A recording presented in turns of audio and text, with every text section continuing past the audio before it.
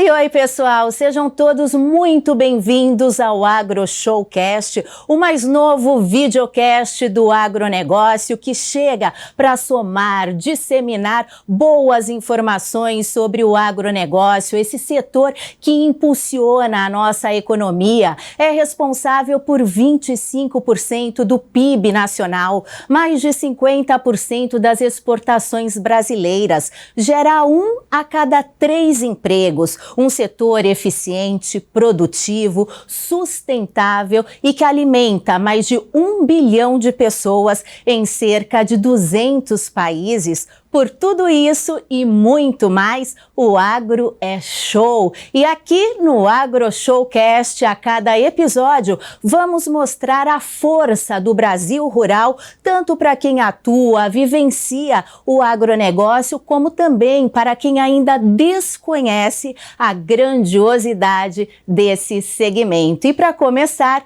nada melhor do que falarmos sobre a evolução e os desafios do agronegócio nacional. E olha só quem está aqui comigo hoje. Eu vou dar algumas dicas para vocês, combinado? Ele é natural de Cordeirópolis, no interior de São Paulo, engenheiro agrônomo formado pela Exalc USP, professor emérito da Fundação Getúlio Vargas, é autor de vários livros, tem centenas de trabalhos publicados sobre agricultura, cooperativismo, economia rural. Ele já foi secretário de Agricultura do Estado de São Paulo. Foi também presidente da ABAG, da Sociedade Rural Brasileira, e entre 2003 e 2006 ele foi o nosso ministro da Agricultura, Pecuária e Abastecimento. Você que conhece o setor, ficou fácil, né? Tá aqui Roberto Rodrigues, uma das principais lideranças do agronegócio mundial. Doutor Roberto, primeiramente eu quero dizer que fiquei muito feliz de dividir esse episódio de estreia com o senhor. Obrigada por aceitar o convite e seja muito bem-vindo ao AgroShowcast. Imagine, Paula. Eu estou contente de conversar com você mais uma vez, depois de tantos anos distante de você. Já fizemos um bom trabalho junto no Canal Rural lá atrás, muitos anos atrás. De modo que é uma alegria estar com você aqui. Desejar o máximo sucesso a esse novo empreendimento seu. Obrigada, viu, doutor? E olha, falar sobre a evolução do agronegócio é falar sobre o desenvolvimento do Brasil, um país com DNA rural e que passou de importador para um dos maiores produtores e exportadores de produtos agropecuários do mundo. É verdade. É uma história relativamente recente, né, Paula? Até os anos 70 do século passado, nós importávamos 30% da comida que consumimos no Brasil. Né? Um regime militar, que tem uma visão estratégica de longo prazo, os governantes, imagina um país desse tamanho importar comida, não tem cabimento. Né? Então precisava mexer nesse processo. Por outro lado, era uma agricultura costeira, estava na costa do país. Por quê? Tudo era costeiro, as capitais todas, Porto Alegre, Florianópolis, Curitiba, São Paulo, Rio de Janeiro, Vitória, até Belo Horizonte. As capitais nordestinas todas ficavam na costa do país. E as grandes cidades também. Então o consumo era costeiro. Então a agricultura era muito costeira. E o centro-oeste, tinha o cerrado brasileiro, era pouco usado. Era um vazio geográfico, populacional e econômico. E o governo, então, na época, decidiu inverter o processo e conquistar o cerrado. Foi então que aconteceram alguns fenômenos extraordinários no Brasil. Criou-se um programa chamado Polocentro, Programa de Desenvolvimento do Centro-Oeste. Prodecer, Programa de Desenvolvimento do Cerrado. O Cerrado, Paulinha, naquele tempo, era tão ignorado, havia até uma frase que eu ouvia de agricultores aqui em São Paulo, quando eu quis comprar uma fazenda Cerrado, um grande agrônomo, Roberto, Cerrado, você está louco, Cerrado nem dado e nem herdado. Ninguém queria o Cerrado, era uma coisa... Pois bem, começou aqui no Instituto Agronômico de Campinas, um trabalho sobre o Cerrado, aqui no interior de São Paulo mesmo, começaram a domar o Cerrado. Logo depois, em 73, um grande ministro da Agricultura, Cirne Lima, um gaúcho, um agrônomo gaúcho extraordinário, criou a Embrapa. Né? Logo saiu do governo E em seguida entrou um outro ministro, em 74, Alisson Polinelli, para mim o maior ministro da história do Brasil, que pegou a Embrapa, recém-criada, e deu a ela uma função extraordinária: tropicalizar a ciência brasileira. Então, contrataram na época mais de 1.000 técnicos de nível superior, agrônomos, veterinários, zootecnistas, mandaram para o mundo inteiro para aprender rotas tecnológicas. Como fazer tecnologia, como avançar na tecnologia. Pessoas ficaram 2, 3, 4, 5 anos, voltaram ao Brasil e aí receberam essa missão. Agora, tropicaliza o que vocês fizeram.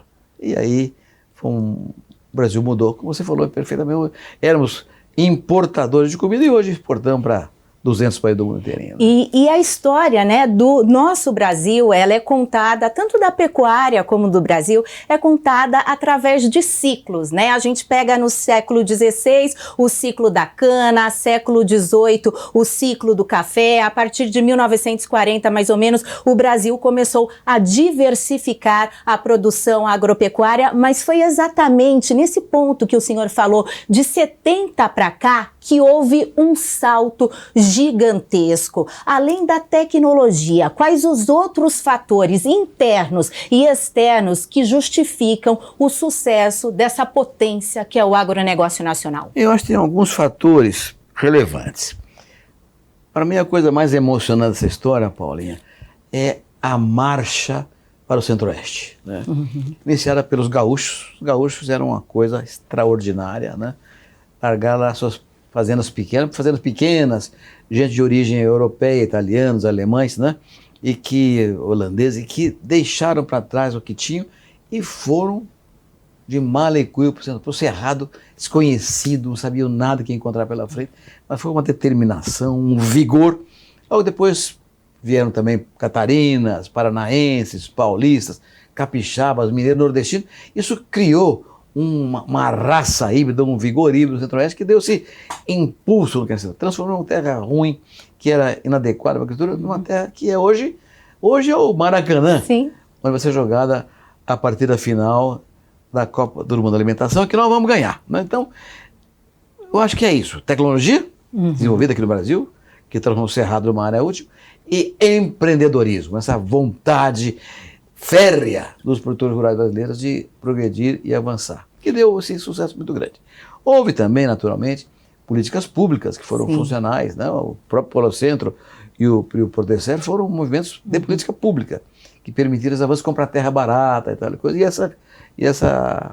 Esse avanço foi realmente uma coisa. Aliás, é uma coisa que, vamos combinar aqui, Paulinha, você tem que contar essa história melhor um pouco. Eu sou um admirador de bang bang americano, que é de Rock Hudson, Charlton Heston, Kirk Douglas, o que era aquilo? Eram caravanas que iam para o centro-oeste americano, para o oeste americano, cercados de soldados, porque o combate era contra índios, para desalojar os índios para conquistar a terra. Aqui, muito mais difícil, porque a terra era ruim, cerrado pobre, terra degradada, sem falar em cobra, sem falar em doenças, né, como a própria maleita, que afetava dramaticamente os nossos colonizadores. Isso não tem nada contando essa história. Precisa contar essa história, Paulinha. Contar, porque isso aí tem que orgulhar o povo brasileiro. Isso é uma conquista do Brasil, né? Tem que orgulhar todos nós, porque era uma área que era vazia, num maná extraordinário. Mas esses pontos todos, quer dizer, políticas públicas adequadas, tecnologia fundamental e empreendedorismo foram a base do processo. Mas tem outro fator importante, que foi a demanda que cresceu no mundo. A demanda por alimentos cresceu no mundo, muito grande. Então nós aumentamos a produção enquanto o mundo precisava de comida. Então deu uma coincidência entre a nossa capacidade de produzir e a demanda pelo mundo de alimentos. Essas questões aqui nos levaram a assumir posições espetaculares no mundo inteirinho, com números que são assombrosos, né?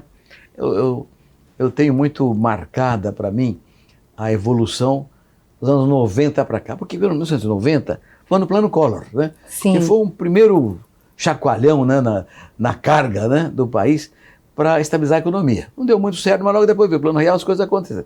Do Plano Collor até hoje, 1990 até hoje, pra você ter uma ideia, a área plantada com grãos no Brasil cresceu 103%, dobrou.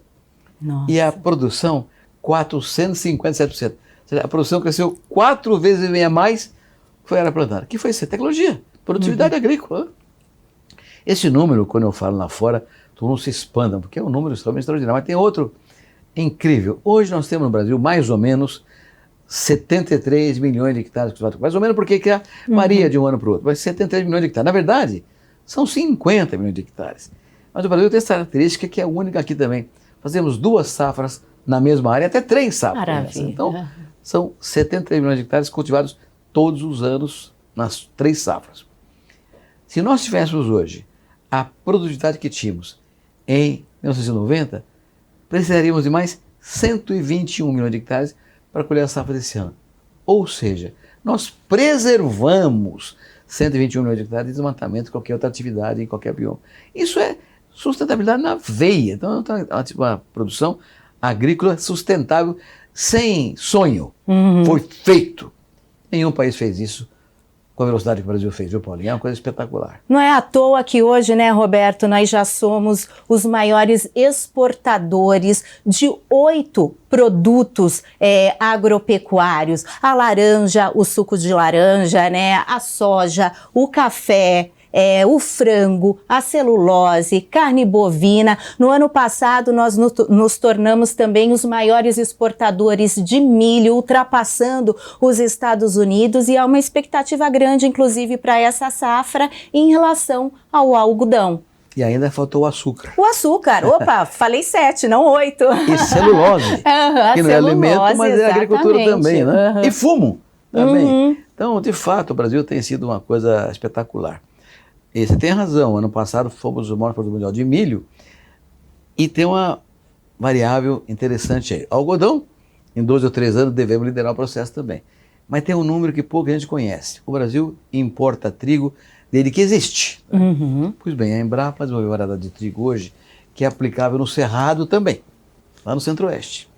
Então a expectativa é que até 2030 produzamos 20 milhões de toneladas de trigo no Brasil.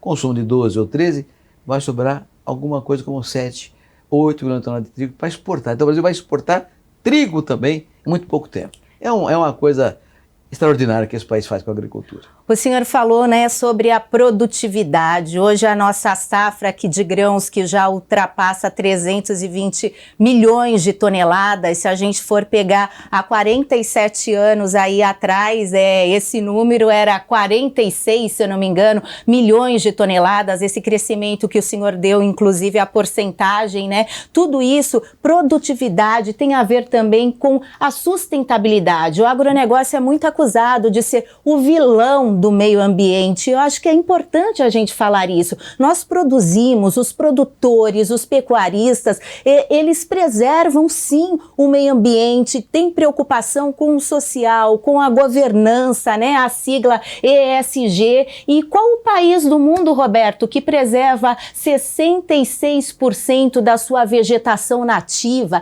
e desse total, 25% estão dentro das propriedades rurais? Não existe, né? Por força de uma lei. Exatamente, um código muito rigoroso. É o rigoroso do mundo. Você tem razão, realmente é uma coisa ímpar o que foi feito aqui nesse país. Agora, tem uma característica curiosa. Infelizmente, você falou em carne, né? Produtor mundial, maior produtor mundial de frango e de carne bovina. De frango e de carne. Os números também aqui, porém, são incríveis. No período todo, plano Collor, 1990 até hoje, a produção de carne de frango cresceu 542%. Olha. É uma coisa impressionante, né? Hoje o maior produtor mundial de frango é o Brasil. Suínos, 340%. Enfim, são números que assombram qualquer outro país do mundo. E outra, se fosse um país pequeno, mas é um país enorme. Por isso que esse processo é muito interessante. Agora, existe uma ameaça contra o Brasil, e eu compreendo perfeitamente bem, né? Exportação. No ano 2000, nós exportamos 21 bilhões de dólares. No ano passado, atrasado, 2022, 160 bilhões de dólares. 8 vezes em 22 anos. Ora, esse aumento de exportação significou o quê? Alguém perdeu o mercado para nós. Quem perdeu o mercado não está feliz, porque quer de toda forma encontrar uma recuperação desse mercado. E usa para isso argumentos que são falaciosos, para não dizer falsos, né? Só que, infelizmente, eles têm um argumento positivo, que é o desmatamento ilegal. Infelizmente, existe desmatamento ilegal. Infelizmente, existe o garimpo clandestino. Infelizmente, existe invasão de terra. São coisas ilegais que o Brasil não pode admitir, porque, embora não sejam feitas por produtores rurais, porque o produtor rural não faz nada disso, né? O produtor rural trabalha com sustentabilidade para ser competitivo em caráter universal, então ele não faz coisas ilegais. Quem faz são bandidos, mas esses bandidos são confundidos, entre aspas, com produtores rurais, para dizer, não, derruba a Amazônia para plantar soja. É de uma loucura esse processo todo, que acaba criando regras internacionais, o Green Deal europeu, que vai sendo acompanhado por americanos e também chineses, vão armando armadilhas para impedir a nossa competitividade transparente, verdadeira e eficiente. Então nós temos que brigar com a Europa porque ela fez o Green Deal. Ela está defendendo dela. Está certa, está defendendo o produtor dela. Então, o nosso produtor, não é brigar com eles. Fazer o não. Ao contrário, nós somos de fato e prova que somos. E outra, e combate o crime. Combate o desmatamento ilegal, combate tudo que é ilegal, porque senão vamos dar chance ao inimigo para usar o que é mal feito por gente mal intencionada contra os corretos agricultores brasileiros. Perfeito, é o combate então a essas irregularidades, ilegalidades que não são praticadas pelos produtores, pelos pecuaristas brasileiros, e sim por criminosos, como o Dr. Roberto acabou de dizer. Dr. Roberto, engana-se também quem pensa que o agronegócio está presente no nosso dia a dia, digamos que 3 vezes: café da manhã, almoço e no jantar. Claro, o agronegócio está presente nas nossas refeições, mas vai muito além disso, né? São vários setores que necessitam das matérias-primas do campo para produzirem. A indústria têxtil precisa do algodão para fabricar roupa. A indústria calçadista precisa do couro para fabricar calçado, bolsas. Indústria farmacêutica para fabricar os remédios, vacinas, cosméticos, ou seja, é uma infinidade de setores que precisam do agro. Dá para imaginar o mundo sem o agronegócio? O agronegócio é a vida, né, doutor? E não é só a vida, né? É muito mais do que a vida. Você, por exemplo, que é uma jornalista brilhante, está com um papel na mão. Papel não nasce em papelaria, nasce em árvore, que é o produtor rural que faz. A sola do meu sapato é borracha. Borracha não nasce em borracharia, nasce na Bahia, no Nordeste, em seringueiras, em São Paulo, né? Então, tudo é agro, não é só comida que garante a vida, mas é também o entorno do processo todo. Aliás, isso é uma questão que você colocou muito bem, Paula, porque, na verdade, hoje há uma certa incerteza no mundo quanto ao futuro dos países. Há até uma frase de um grande economista norte-americano: estamos entrando na era da desordem. Uma paz. As organizações multilaterais como a ONU, a OMC, perderam capacidade de intervir nos países e nos governos, mas o mundo está de frente a 3 grandes desafios, dos quais nenhum cidadão do planeta está livre: segurança alimentar, segurança energética e a questão climática, que leva em consideração o tema ambiental. 3 questões que são de todos os cidadãos do mundo. Mas quem vai resolvê-las? É o agro. Segurança alimentar é óbvio. Segurança energética hoje é biomassa que está mostrando ao mundo que é possível substituir produto fóssil por matéria-prima de origem agrícola. E a questão ambiental vai resolver o agricultor mesmo. Mas qual agro? É o agro tropical do planeta, que pega toda a América Latina, toda a África subsaariana e uma boa parte da Ásia também. Por quê? Nessa faixa tropical do mundo inteiro tem terra para aumentar a produção horizontalmente e a tecnologia muito baixa, vai estar produzida também. Ainda tem um pedaço da Europa, o leste europeu, também tem uma chance de crescer. Mas a explosão mesmo de segurança alimentar e energética e a questão ambiental passa por aqui. Mas quem é o país líder nessa região toda? Nós. O Brasil desenvolveu essa tecnologia tropical sustentável que é exemplar e com números que não acabam mais provando essa nossa sustentabilidade. Então, o que falta agora ao Brasil nessa visão de que se levantaram recentemente, o trabalho da OCDE diz o seguinte: olha, gente, em 10 anos a oferta mundial de alimentos precisa crescer 20%, para que não falte comida para ninguém e, portanto, haja paz, porque não haverá paz onde houver fome. Sim. Então, esse é um tema óbvio. 20% em 10 anos, 2% por ano, moleza, não é moleza. Os Estados Unidos cresce 10%, o Canadá 9%, a União Europeia 12%, a Oceania 9%. Os países da Eurásia, China, Índia, Rússia, a própria Ucrânia, que é um país importante, vão crescer 13%, 14%. Ninguém cresce 20%. Então, o estudo da FAO, da OCDE, diz o seguinte: para que em 10 anos a oferta mundial de comida cresça 20%, o Brasil tem que ser o dobro, 40%. Então, o mundo coloca nas nossas costas uma responsabilidade histórica, extraordinária, sim, que nós não podemos perder. Portanto, tem que perder. Está dado, não está dado. A oportunidade está dado. A oferta está dada, mas tem que conquistar isso. Então tem uma estratégia, Paulinho.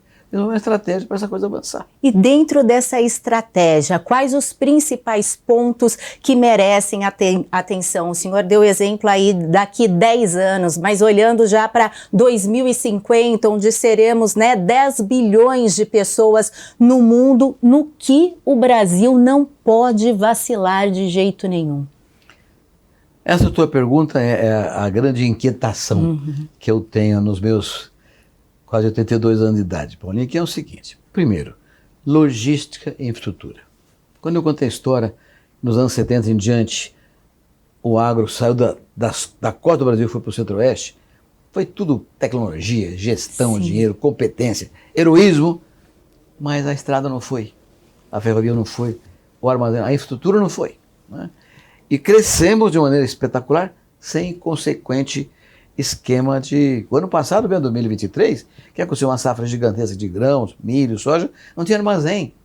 O produtor era obrigado a vender a qualquer preço. A vida é assim, né? Então, mas precisa fazer o investimento em infraestrutura para valer. Só que o governo não tem dinheiro para isso mais. Então, essa coisa tem que ser feita com parceria público-privada.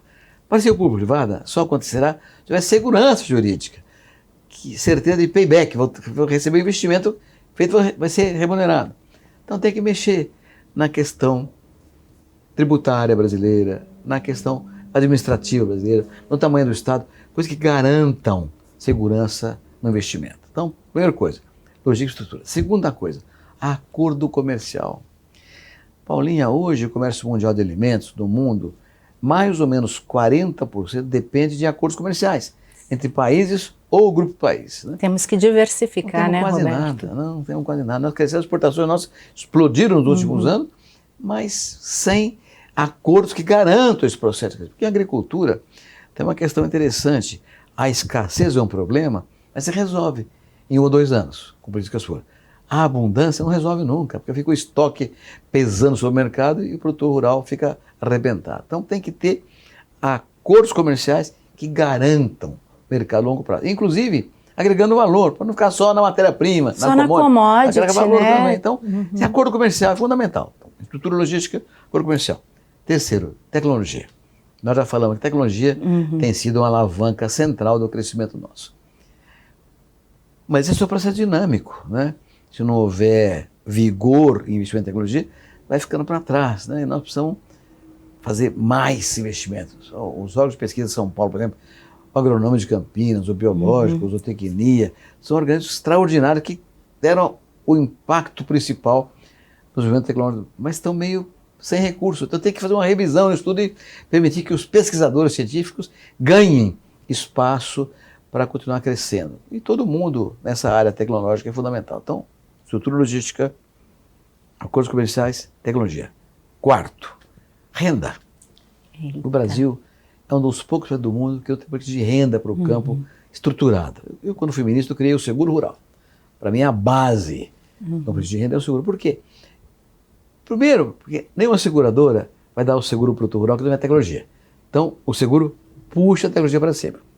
Segundo, com tecnologia e seguro, os bancos vão dar crédito. Não vai precisar Banco do Brasil dar crédito, Caixa Econômica. Todo mundo vai dar, tem seguro? Não dá crédito. Então, eu acho que o crédito puxa a tecnologia, puxa o seguro, o seguro puxa o crédito e a tecnologia e melhora a renda no Brasil. Então tem um preço de renda bem estruturado. Eu criei, inclusive, aqueles papéis do agronegócio, títulos que são o CRA, o LCA, o DCA, exatamente para independizar o agro do governo e o mercado funcionar melhor com o seguro. Então é preciso avançar nessa direção. Então, esses 4 pontos são fundamentais, tem mais. O Brasil hoje tem um cooperativismo maravilhoso.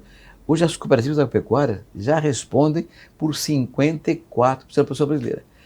E as cooperativas de crédito, que são recentes, só passaram a crescer a partir de 1990, depois da Constituição de 88, quando colocamos na Constituição um artigo que dá isonomia às cooperativas de crédito ao sistema financeiro. Então, as cooperativas de crédito cresceram e hoje respondem por 20% do crédito rural. Olha, então, o cooperativismo está explodindo. Mais estímulo. Mais estímulo. Por quê? Tem um dado da Embrapa muito recente que mostra, em números gerais, Paulinha, números grandes, que o Brasil tem 5 milhões de agricultores. 1 milhão estão no mercado. 4 milhões estão fora do mercado. Tem que trazer para dentro. Cooperativa. Cooperativa é um instrumento para agregar renda e dar escala para esse pessoal poder crescer. Então, são 5 pontos fundamentais. E esses 5 pontos de direção são parte de um pacote cujo papel de brilho é a sustentabilidade. Porque essa é a palavra-chave para a competitividade. Produzir mais, melhor, em menos áreas, ou seja, de forma sustentável. Agora, todos esses 5 pontos que o senhor comentou aqui agora, faz parte de um estudo que você está fazendo chamado Agro Brasil 50. O que vem sendo mapeado? O que a gente pode esperar desse trabalho, doutor Roberto? Pois é, esse trabalho é um trabalho de longo prazo, não fica pronto menos 2 ou 3 anos. Nós estamos avaliando o seguinte, Paulinha. Quem é que vai produzir o quê? Quem é que vai consumir o quê do agro até 2050? Não é em 2050, ao longo desse processo. Porque nós precisamos identificar quem vai aumentar a produção disso, daquilo, quem vai aumentar o consumo disso, daquilo, para orientar uma estratégia brasileira. Nós vamos trabalhando, vamos crescendo de qualquer jeito, não tem um projeto estratégico que dê uma direção clara para nós, né? Hoje, você vê, hoje plantamos 44 milhões de hectares com soja no Brasil. Quando me formei na universidade, Paulo, em 65, tinha 400 mil hectares de soja. Produziam 1.200 quilos por hectare. Tem 44, fazendo 4 mil quilos por hectare. E quem é o nosso grande produtor? É a China. Graças a Deus que a China está nos estimulando cada vez mais. Mas suponha que a China decida plantar soja na África, por exemplo. Como é que faz, né? Então temos que ter uma clareza de quem é que vai produzir o que e quanto, que vai consumir o que e quanto, para definir as rotas de comércio internacional que estabeleçam as bases de uma estratégia. Então, estou trabalhando com esse tema na Getúlio Vargas em busca de uma visão de longo prazo. Agora, a gente pode dizer que o céu é o limite para o agronegócio, mas como o senhor sempre diz, nada do que conquistamos até então é permanente. O Brasil precisa evoluir sempre. As mudanças são diárias. Quem não acompanhar essas mudanças está fora do mercado. Esse setor não cabe amadorismo, definitivamente, né, doutor Roberto? Exatamente. Isso, essa sua frase final aí me incomoda, porque eu ouço, não, fica tranquilo, eles precisam de nós. Precisam sim, hoje. Né? Mas se o Brasil fez o que fez em 20 anos, por que outro país não pode fazer também? Desde que tenha uma estratégia e uma articulação consistente. Então, eu não tenho nenhuma certeza de que seremos indispensáveis sempre. Há uma tese que diz que ninguém é indispensável, né? Então, eu sempre me preocupo muito com o futuro do povo brasileiro, né? E não é um futuro... Isso é uma coisa que bastante me preocupa, Paula. Não é uma preocupação com o agro brasileiro, é com o Brasil, né? Se nós formos campeões mundiais da segurança alimentar, não é o produtor rural que vai ser, é todo brasileiro. É todo brasileiro. Você vai ser.